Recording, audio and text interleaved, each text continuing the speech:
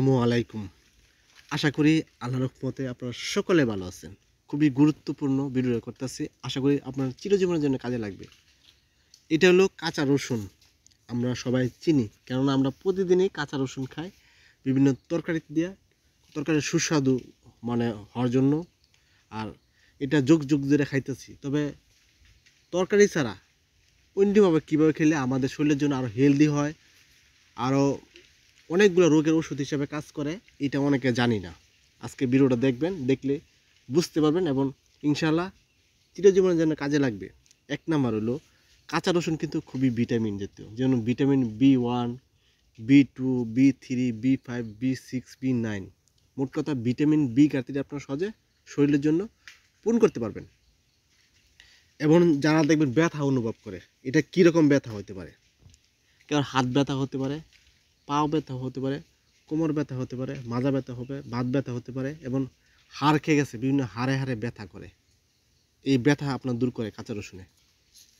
আরেকটা জিনিস দেখবেন, অনেকে দেখবেন দুর্বল অনুভব করে। কীরকম দুর্বল? অনেকে বলেন ভাই এটা কীরকম দুর্বল?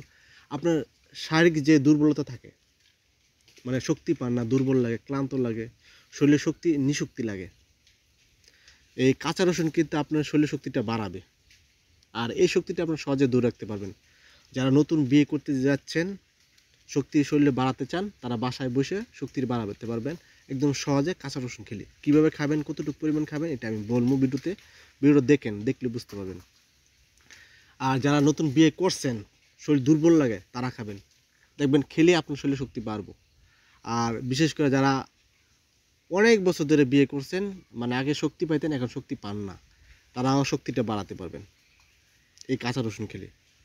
কাঁচা রসুন কিন্তু এমনরকম একটা হেলদি একটা খাবার। এটা কিভাবে খাবেন?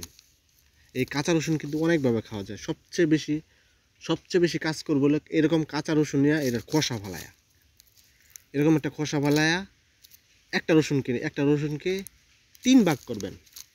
একটা রসুনকে 3 ভাগ করুন, খোসা ফালায়া, তারপরে এটার সাথে মধু মিশাবেন। আপনারা একটা রসুনকে 3 ভাগ করে খোসা ফালায়া, এর সাথে আপনার 2 চামচ বা 2.5 চামচ মধু মিশিয়ে 3 ভাগ করবেন। 3 বেলা বড় পেটে চিবাই খাবেন। এটা প্রতিদিন খেতে পারেন, কোনো পার্শ্বপ্রতিক্রিয়া নাই। আবার অনেকে বলতে পারেন যে আমার তো ডায়াবেটিস, আমি তো মধু খেতে পারবো না। যারা মধু খেতে পারবেন না, তারা সমস্যা নাই, মধু খাওয়ার দরকার নাই। একটা রসুনকে 3 ভাগ করবেন, 3 বেলা বড় পেটে চিবাই খাবেন।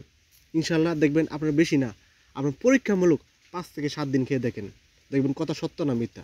খুবই ভালো কাজ করবো, দ্রুত শরীর শক্তিটা বাড়াবো। এটা কিন্তু পরীক্ষিত, একদম 100% গ্যারান্টি আপনার শরীর শক্তি বাড়বো। যারা ভিডিও দেখার পর যদি উপকৃত হন, যদি ভালো লাগে, পেজটা অবশ্যই ফলো দিবেন। যদি ফলো না দিয়ে থাকেন, যারা ইউটিউবে দেখবেন তারা সাবস্ক্রাইব করবেন। আপনাদের সাবস্ক্রাইবার অনেক মূল্যবান। কোথাও যদি বুঝতে অসুবিধা হয় তাহলে কমেন্ট করবেন, ইনশাল্লাহ আপনাদের কমেন্ট উত্তর দেবো।